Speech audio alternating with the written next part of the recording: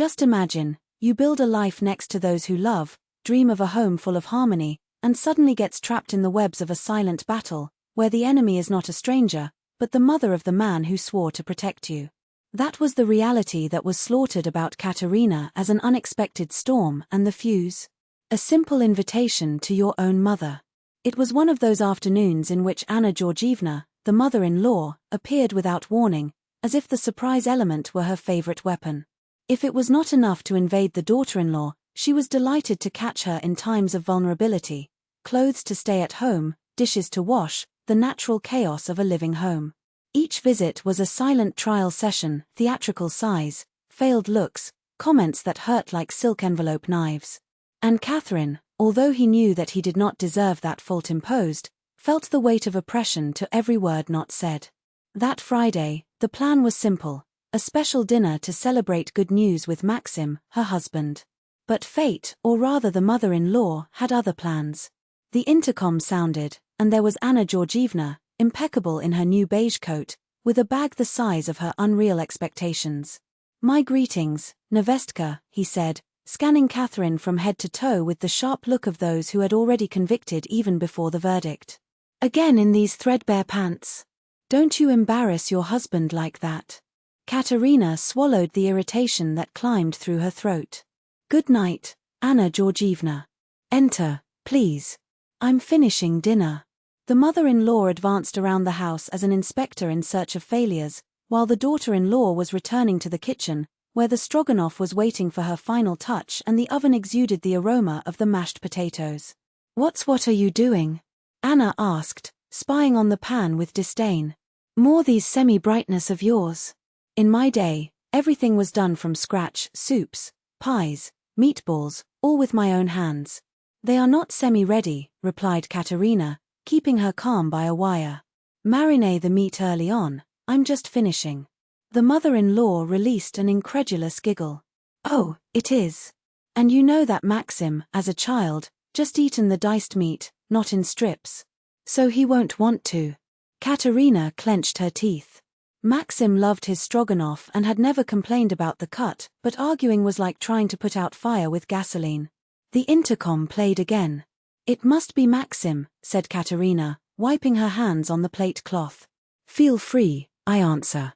No, my daughter," Anna intervened, already on her way to the door. "Let me open it to my Sinachok." A minute later, Maxim entered the kitchen, hugging her mother, with a smile that seemed to ignore the tension in the air. "What a surprise, Mom. I didn't know you would come." "Yeah, I decided to make a visit," said Anna, with a tone that suggested that the world revolved around her wishes. "After all, my daughter-in-law here almost never calls me." Katerina tried to change the subject. "Dinner is almost done. Today has its favorite stroganoff." "Great," said Maxim, kissing her on the cheek. "And I have great news. I received a bonus for the last project." "How wonderful, my love," replied Katerina, genuinely happy. "I also have something to tell you, but let's leave it to the table." Anna frowned. "I hope you won't spend this money on nonsense. Remember that I need a new refrigerator. Mine is already falling apart." Maxim hesitated. "Of course, Mom, we remember. But Katerina and I also have our plans." The dinner went as a minefield. Each bite was accompanied by veiled criticism of the dishes, reminders of family obligations and Maxim's eyes, which oscillated between guilt and cowardice. When they finally moved to the room, Katerina decided it was time. "Maxim, remember that my mother's birthday is coming? Think. I to invite her to spend the weekend here." Anna hit the cup at Pires with a snap that echoed like a shot. "What do you mean? Your mother lives well, thank God.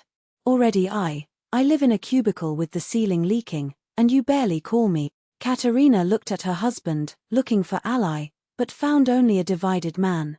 "Anna Georgievna, this is our house, and my mother has not visited us for a long time." "Wow," repeated the mother-in-law, with a bitter laugh. "Who paid the entry of the financing, her?" "Me, who gave all my economies for you to have nowhere to live." It was a blatant lie. Katerina had bought the apartment even before he met Maxim, he just moved after the wedding. "Mom, calm," tried Maxim, But Anna didn't give a respite. Now are you on her side? After all I did for you, ungrateful. Katerina felt something break inside him. It was no longer about her mother-in-law, her dinner, or her mother. It was about dignity. Do you know something? He said, rising with a calm that scared to herself. I think I forgot to mention an important detail. This apartment is mine. I bought it alone, long before I know Maxim. And if we are talking about rights, I have all the right to receive here who I want, including my mother. Anna widened her eyes, but Katerina gave her no chance to react. In addition, every month we send money to your bills, pay your reforms, take your criticism as part of the inclusive mother-in-law. But today you have surpassed all the boundaries. How you dare, started Anna, but was interrupted. I dare because I got tired of seeing my house becoming a boxing ring and my husband, a judge who always whistles in his favor. And you know what else? I think it's time for you two to leave. What do you mean both? Protested Maxim, visibly shaken. I live here. She lived, she corrected without blinking. If you think your mother has more voice in this house than me, her owner, then it is better to get your things and go live with her. There you can decide together who deserves an invitation to tea. Anna turned red with anger. Listen to that, Maxim, she's throwing you out. I always knew this woman didn't love you. Maxim seemed lost, like a drift boat. Katerina, you can't do that. I can. And I'm doing it now, she answered without a doubt. I love you, Maxim. But I won't share my life with someone who doesn't have the courage to defend me, not even of themselves. And the little Arsham, with his cheeks blocked in the afternoon wind, wasted no time. He was already stretched his arms to his grandmother, demanding his piece of pyrogue even before the box was opened. Anna Georgievna laughed, a sound that would sound forced for years, but now carrying a comforting sincerity. Of course, my prince. But first, wash these dirty hands of land, she said, giving her a napkin with the affectionate authority of whom she learned, in the ward, what limits are not lack of love, but her purest form. Ekaterina watched the scene from the doorway, a hand supported in the rounded belly, the other jokingly playing with the covenant. 5 years. 5 years since the night the floor seemed to open under her feet, and she, instead of falling, chose to build bridges, first with herself, then with Maxim, and even with the woman who had sworn to hate. It was not an end of fairy tales, because life was not summed up to happily ever after. It was better, it was real. It was the kind of happiness that is achieved with scars, with therapies, with clear nights and painful choices. Are you okay, Kotik? Maxim approached from behind, wrapping it around the waist with one arm while the other had followed Artem to the sink. His touch was no longer hesitant, nor loaded with guilt that had paralyzed him for so long. Now it was firm. Safe. Like the man she had always knew that he could be if he had only rage to break free from the invisible currents that held it to the past. She leaned against him, deeply breathing the familiar smell of her perfume mixed with the aroma of damp land that her son had brought from the park. I'm great, he murmured. Just thinking, how strange life is. Who would say that one day I would be here, pregnant again, with my mother-in-law doing pyro in my kitchen and my husband. Well, my real husband. Maxim laughed softly, kissing her temple. I would say.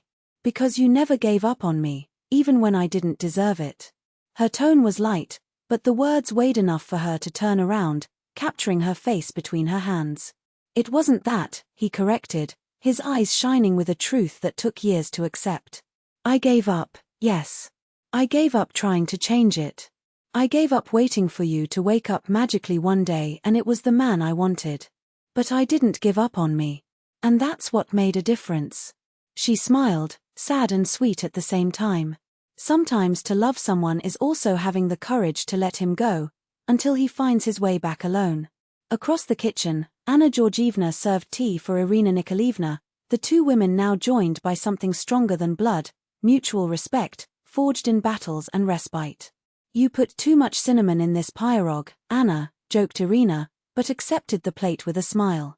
It is to heat the body on these cold nights, said the other, already cutting a generous piece to Arsham, who kicked on his grandfather's lap. Ekaterina observed the scene, the full heart. It was not perfect. It would never be. There were days when the old wounds scratched, when Maxim stumbled in his own shadow, where Anna Georgievna let out a passive-aggressive comment that made the teeth of Ekaterina Rangem. But it was theirs. A family built not on the illusion of eternal harmony, but about the daily choice of remaining, forgiving, of growing. "Come, Lyubov moya," Maxim whispered, gently pulling her to the table. "Tea will cool. And I'm sure my mother won't let anyone out of here without proving her perfect pierog. She laughed, letting herself, knowing that for the first time in a long time, there was no storm clouds on the horizon, only the open sky of possibilities they had conquered themselves. And that, she thought as she sat between the two women who, each in her own way, had helped her to become who she was more than enough. Maxim approached behind his wife and wrapped his shoulders with his arms, his lips almost brushing his ear. "Thank you," he whispered, his voice loaded with gratitude that did not need words to be understood. Ekaterina turned her head slightly, her eyes shining with genuine curiosity. "Why?" "Because I was not afraid, that day, to show us the way out," he replied, the smile light illuminating his face as his fingers soothed the fabric of his shirt. "Sometimes people need a deep shake, those who dismantle certainties and reveal, under the rubble, what really matters." She nestled against him, feeling the almost imperceptible movement within her, a shy kick, as if the little life she carried also wanted to participate at that moment. "Did you know?" Ekaterina murmured, watching the scene in front of him, laughs, gaps that looked around, accomplices.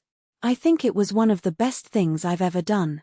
That night, as the table filled stories and the air vibrated with the lightness of the finally belonging, Ekaterina reflected on how a courageous gesture can redesign a destination. Sometimes it is enough to have the strength to point out the exit door, not for others to depart, but so that when they return, they are more true versions of themselves.